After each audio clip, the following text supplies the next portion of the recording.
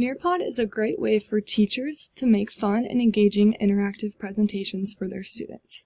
I use Nearpod for my lesson, and it is for third graders teaching pollution. The standard for this lesson is obtain, evaluate, and communicate information about the effects of pollution, air, land, and water, and humans on the environment. The ISTE standard addressed is empowered learner. Students leverage technology to take an active role in choosing, achieving, and demonstrating competency, and their learning goals informed by learning sciences.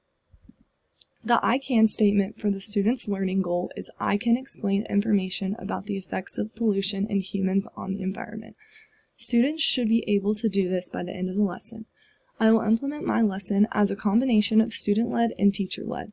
The students will be completing the activities individually, but we will be discussing them as a class.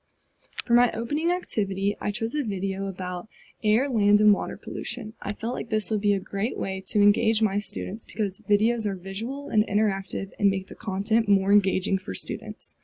I plan to meet my students' learning goals with the rest of the lesson by having interactive activities and a closing activity for the students. After the students have watched the video, they will answer an open-ended question relating to the video. The students will do a drag and drop activity, which is labeling each part with the right type of pollution, air, land, or water. The next activity, students will do a checkup, and they will be able to draw a circle around how they are feeling about the lesson. The students will then draw an example or explain ways that humans impact the environment. The last activity the students will complete is the Time to Climb quiz. This is a fun way to assess my students and see if they've met the learning goal.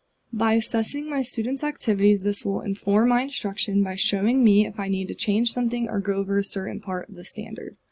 I provided accessibility to my students within Nearpod to provide for the variety of learning needs in my classroom by having visuals and audios if the students need them.